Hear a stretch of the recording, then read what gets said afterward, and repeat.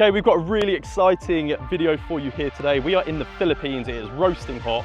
We're at St. Helena Golf Club, and I'm here with the Bryan Bros.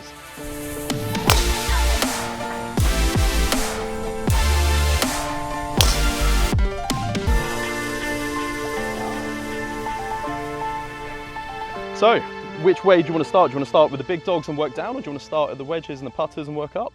Let's start with the wedges. Yeah. The probably most exciting clubs in our bag, because BB803 Tacoma wedges, our collaboration with Tacoma to kind of like co-produce a wedge, like with Wesley and I's input, their expertise, and yeah, built something really amazing, honestly. It's helped, like I was like, how can these wedges, you know, they're not like the traditional Titleist, Cleveland, whatever, can they do tour level wedges? And they have. Like my wedge game actually has gotten better, especially around the greens. And we got some custom grinding on there as well. Yeah, and then the full face grooves, because I live on the toe.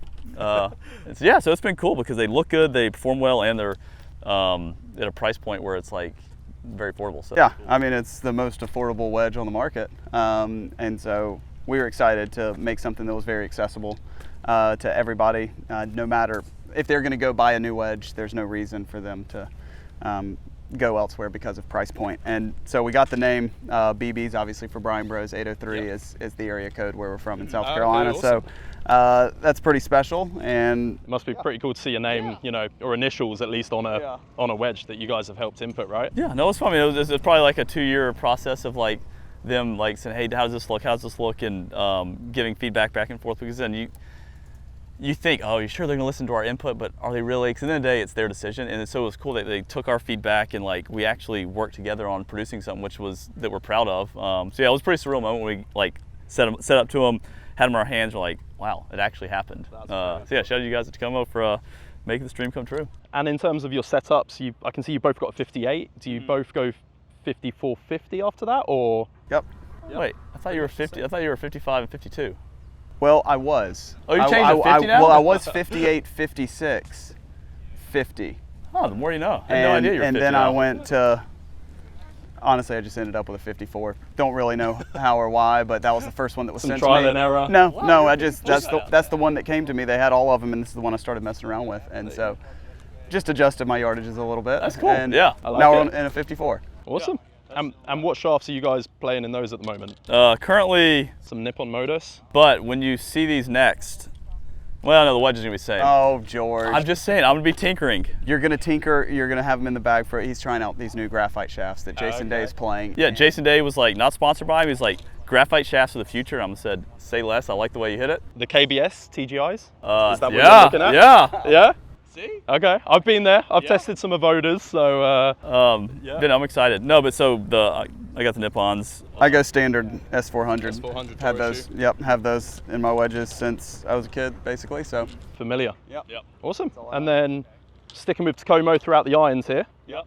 By the looks of it. Talk us a bit about these and why you love these so much. 301s throughout the bag for me. No, they're just a classic like they're not too bladey. They're not too like game improvement. Either like a perfect blend of like. It's like a muscle cavity, right? Yeah, I need a lot of help, honestly. I've hit it worse and worse the older I've gotten.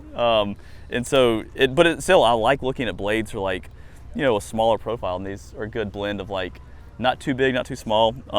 And they produce pretty well. Like, you know, Wesley, when he was on the PGA Tour, he was like top 5 in like strokes gained or just proximity to the hole with irons. And so that shows you like, hey, just because they're a direct to consumer, like they can still perform at a tour level. Absolutely. I know, you know, you guys wouldn't have them in play this week if you didn't believe that, right? Yeah. And honestly, I've played all irons, and I've said for years that irons don't matter. And I still will say that the brand of iron doesn't matter. I feel like they're all the same. And again, Tacoma, they've been an unbelievable brand to work with, and they've produced an iron that is just as competitive as a Titleist or TaylorMade or Cobra or whatever, Strixon iron. And I've played all of those irons throughout my career, and I didn't notice any difference as soon as I switched to the Tacoma. And again, for like half of the price or a third of the price from some of those that are on the market, it made it a no-brainer for us to go and say, hey, do you want to play what we're playing? If you're in the market for new irons, this makes the most sense possible. Awesome. Yeah. And so it gets interesting for me in the 4 irons. Well, that's the first thing I've noticed here. And so I've got, so I guess I'll start with a Tacoma one. This is a 4-iron that's bent to a 5-iron. It's wildly oversized. It's the 101U, and it's got the loft of a 5-iron, but this is the club that I feel more comfortable flighting it down. Makes absolutely no sense. Don't ask me how or why that ended up. And it's got a completely different shaft in it. Don't even know what this is. It's some mid X100 something or another that I think is lighter than the rest of them. But this was built up in Napa a few years ago. And probably my favorite club is the jack of all trades. I can hit it high, low, left or right. It goes anywhere from 190 to 230, depending on how I want to hit it. And then this 4-iron has been in the bag for years and years and years and years. And I haven't found one that goes as high and as far as this one can go. Just hits your window. You know what you know what you're getting. If I need it to go 230 and straight up in the air, I pretty much can do that. And so these clubs, they go like really close to the same distance, but the 5-iron is the one that I shot shape and work more. The 4-iron is just the standard. If I got 225 to 235 and got to hit it high and hit it soft. And so this club is going to be hard to get out of the bag because it's, like I said, it's a unicorn. And you said you had, a different shaft completely in that kind of utility makeshift 5-iron. What shafts are you playing in the rest of your irons at the moment? The regular, yep. Tour issue X100. X100. I don't know what this mid, so you can tell me, you're the, whatever, we're gonna forget about that. You can tell me what's the difference in that and what the regular X100. You're a techie guru. It would just be from a kick point standpoint. Oh yeah, kick point, yeah. Yeah, I know all about kick Yeah. points. So is that why it goes lower? So what would make it go lower based on the kick point? So it's slightly stiffer tip section. So interestingly, I'm not sure why this actually goes lower because in all honesty, you've got a lot of weight in the bottom here. The CG's lower and therefore it should pop higher. Oh no, it makes perfect sense. So yeah, it makes sense that it goes lower, right? If it makes sense. So anybody that's built a club for me, so once we get to the driver, you'll understand. Anytime I get a golf lesson, if I do what an instructor tells me to do, I hit it terrible. If I do the complete opposite, I'll hit it good. Same thing with equipment in my golf bag. If someone says cause and effect, do this, it'll produce X. It'll produce The opposite. the complete opposite of X for me. So At least you know what you're asking for then. So you could go in and just go, I need, the highest launching product out there, and yeah, it's gonna go low. It's perfect for links, Yeah, right? exactly, exactly. And how about you, George? What iron shafts have you got in those?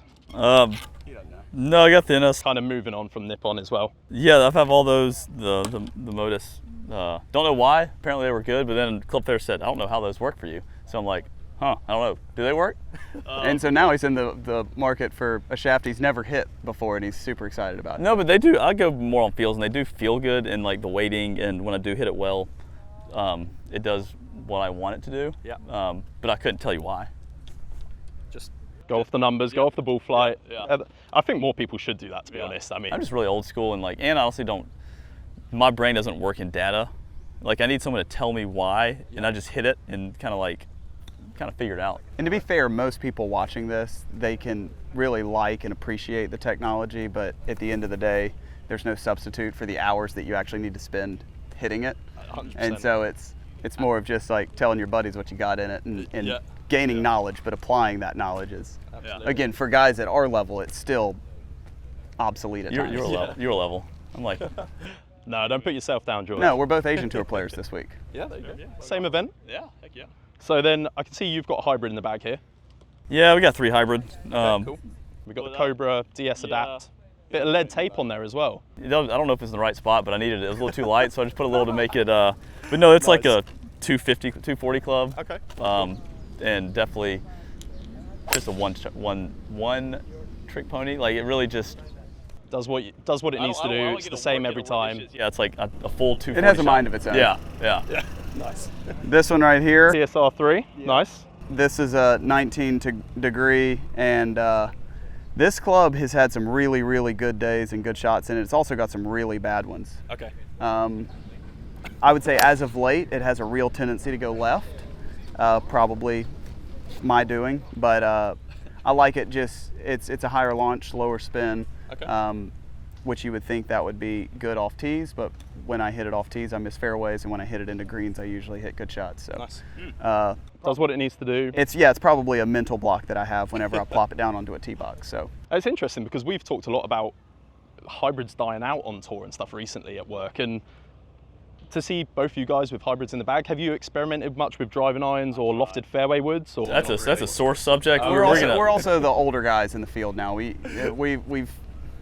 kind of the old school of the bunch. It's a bunch of young guys out here now that hit 2 irons straight up in the air, and then they've all gone to 7 woods for some reason. Yeah. And I can't quite figure that one out.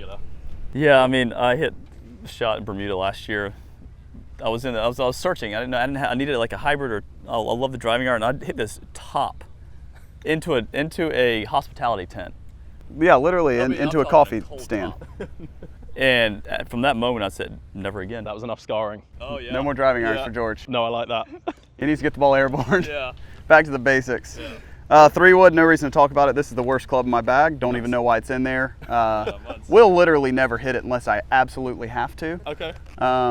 It has the ability to go all sorts of directions and trajectories, but 1 out of 2 or 1 out of 3. No reason to talk about it. Well, just no, 1 out of 2 or 1 out of 3 is unbelievable. But this thing, there's a reason it looks brand new. Okay. It's been in the bag. It's been in the bag for You just said a you were year. going to not talk about it. You just talked a minute about it. Let's go to the driver. Wait, talk about your 3 wood. You got the tops and skies with it. We're leaving it under there. That's staying in the cover. No, well, it's fine. Which one do you even have? Is it a Callaway? Yeah, it's the Rogue.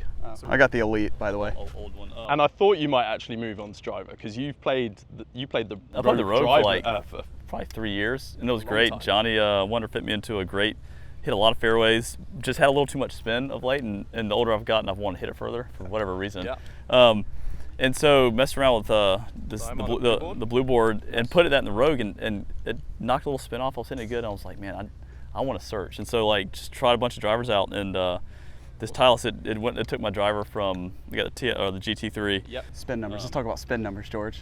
I mean, like the Callaway was 28 to 3100, like consistently. Like on a good one was 28, and now this one is like the high end spin is 25, 26, and down to like 23. So I mean, I picked up a little bit of ball speed, but I mean, probably 10 to 15 yards just on, getting that spin. And have you noticed like the launch is still kind of the same, or is it a touch lower? Or?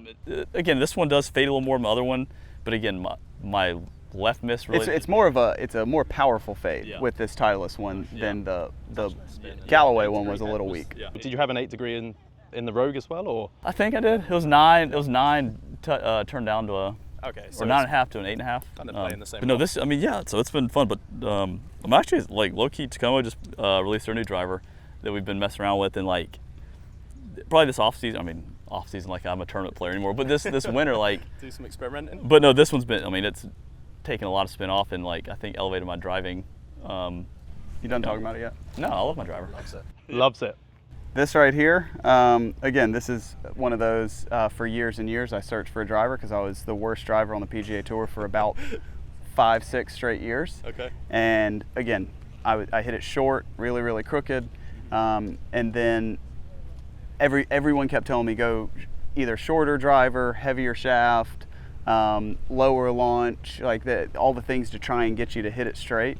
And I ended up going with the lightest, stiffest shaft on the market and started to try and hit it as high as possible. Okay, nice. I like it. Because I had the full-blown driver yips, and I was like, I can't play golf anymore. Like if I keep playing golf like this, I'm gonna quit.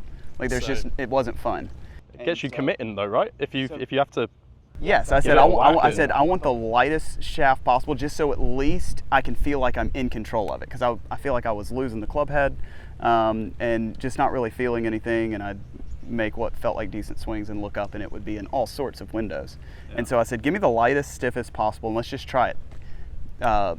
Jason, from our Mitsubishi guy, he goes, there's no way this is going to work. And same thing with the guys at Callaway. There's like, no way it's going to work. I said, perfect. That means it's going to work. Yeah, exactly. That means it's going to work. So then anyway, started launching it at 16, 17 degrees. And he's a cheat code right now. And then picked up a lot of, I probably picked up 20, 30 yards. Wow. Pretty much overnight. I know. So you got a 50 TX in there for the guys watching. Yep, it's 50 TX.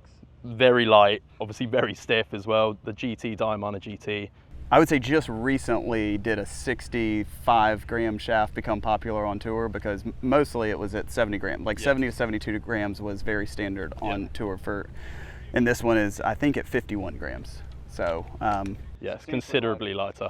And you got the Triple Diamond Max. Yep. So you've got that kind of low spin head, but you still got the profile of kind of the standard head as well. So Yep. So we just the Paradigm a couple models ago, I guess, is the one that got me out of the driver yep phase, and then they built up basically a replica of that head with the AI smoke, and so this is where we're at now. But again, the Tacoma driver is coming with a vengeance. okay, Yeah, nice. it'll be fun to mess around with. Yeah, I'm looking forward to seeing your guys testing. I'm gonna have to try and get my hands on one as well, just to do my own testing. So And the putter, let's go to putters. DF3, little Bryan Bros lab collab. Loving the head cover. Head cover's pretty, Collab. yeah. Collab. Yeah. A collab. So it's fun. You know, this is looks cool. So yeah, but anyway, we got the DF3. Nice. We got the TPT shaft, Yep. forward press grip. Yep. It's been good. Same. Literally, the only thing different about ours is his is 1 degree or 2 degrees flatter, and then I got the line that goes all the way across. Awesome. Yeah. And How did you guys kind of end up in the labs? Were you just intrigued by everyone else using them, or? Yeah, no, like again, we're willing to try a lot of things. Like, hey, we've heard a lot about it. Let's try it. We were like, if the hype is real, like if it improves my putter, like That's why the main not? thing, right? You know, and I think again, the level out here of like this pro golfers, is it going to help them that much? Maybe not. But what I've found is like I don't have to practice as much, and I still start my ball in line more often. Which again, for me, I don't know. That was big, and so I feel like it has improved that. But again, I was always a decent putter. So is it going to help a whole lot? Probably not. But again, I don't practice as much as I used to, and I'm still able to, like, for the most part, day in, day out, hit my start lines. Yeah, and it's cool. And and it just feels good off the blade. yeah, Like it really does. it's the most solid, consistent feeling, even when you mishit it. Did you guys experiment with the other lab models, or were you kind of just straight into DF3? Touched them all. Yeah. Touched them all. Okay, nice. but again, I'll be honest, it took me a while to get used to it, and that's what like Sam was like, stop trying to like conform to the putter, let it conform to you. Yeah. No, Well, you the other you got way that around. backwards. Yeah. Fine. I'll You listen. conform to the putter. Yeah. But no, it's cool because again, it wasn't an overnight thing. You know, I was Some a experimenting, blade, a lot of like practice. but again, once I did, I'm like, I can see why like the sauce in it because I just realized, did you do this whole thing with a glove on? Dedication. Yeah, no, always just what I do. Well, thank you so much, George. Thank you for joining us today. Wes, thank you. Good luck this week, guys. You forgot the biggest part. Look, we got the shoebies on our Yeah, bag. I mean, I spoke about these off camera, how much I love them. I don't even know what they are. Some guy just say, hey, you We're want gonna to get wear everyone on tour is going to have these soon. I mean, and they're the no, Bryan no, Bros. no. Everybody on tour, they have those big, gaudy golf bags, and so stand bags. ridiculous. I was like, Got our logos on them. Yeah, they're very cool. I'm secretly jealous, so. Yeah. Awesome. Cool. Thank you very much, guys. Thank you. We'll see you next time. See ya.